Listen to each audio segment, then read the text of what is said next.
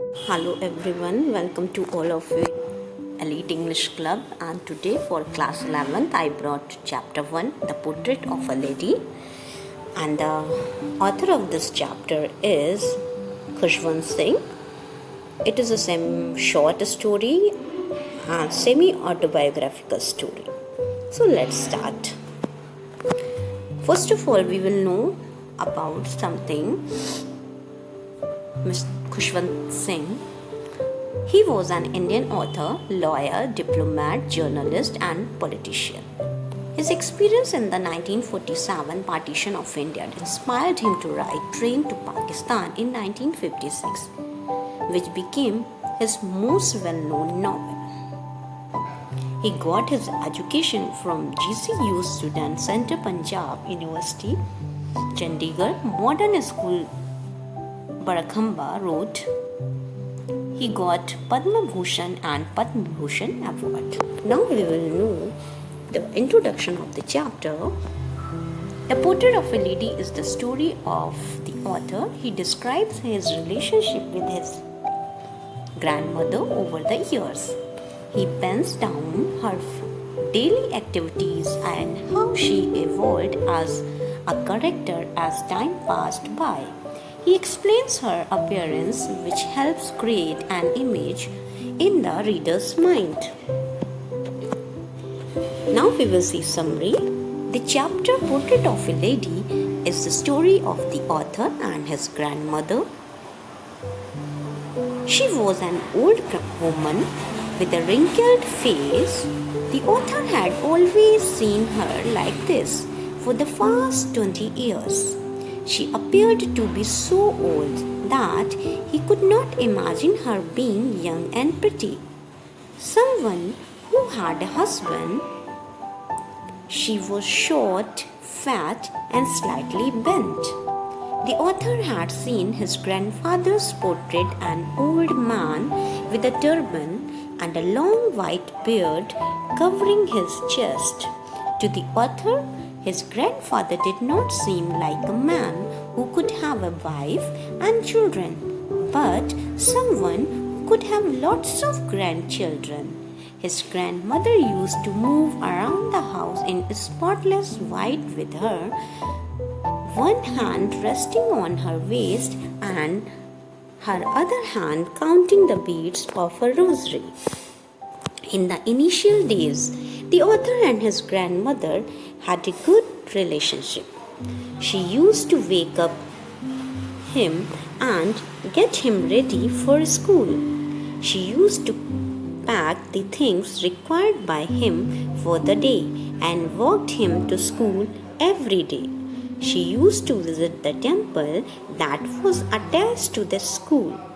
She had a routine of reading the scriptures. The author, along with other children, sat on the veranda singing alphabets and morning prayers.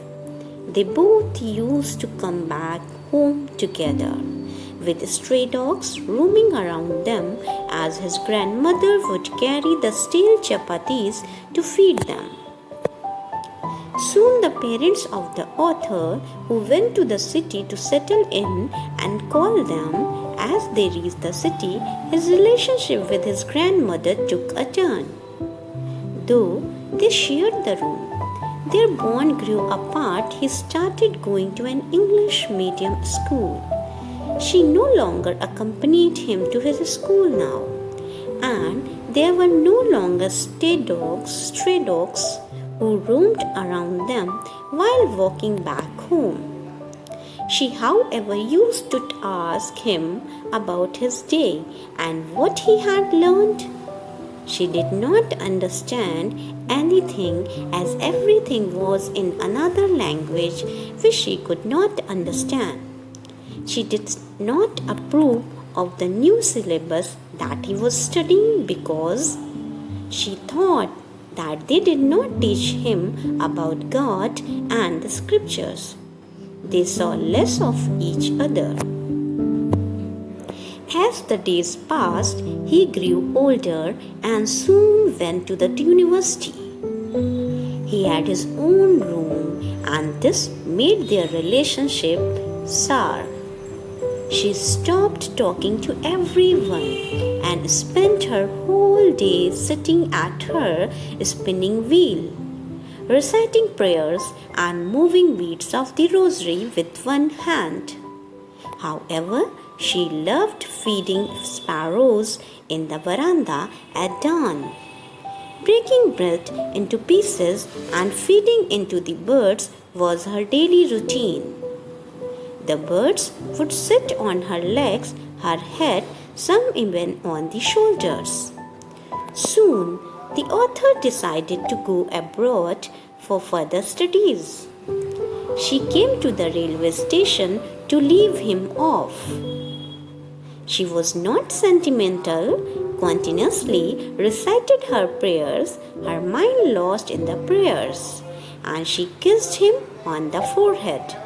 After 5 years, as he returned home, she was there, came to pick him at the station, and was still the same as she had been 5 years ago. She clasped him within her arms and did not say a single word. She still used to feed her sparrows. One day, she did not recite her prayers, but instead collected the women of the neighborhood, got a drum, and started singing. The next morning, she was ill with mild fever. The doctor said that there was nothing to worry about, but she was sure that her end was near. She did not want to waste her time talking to anyone in the family anymore, but spent her last hours in reciting her prayers laying on the bed. She died, and so her body lay on the bed, lifeless. As they prepared for her funeral, they saw all the sparrows sitting in the veranda around her, mourning her death. So, students, I hope you liked the story and chapter as well. So keep watching and keep learning. Till then, take care.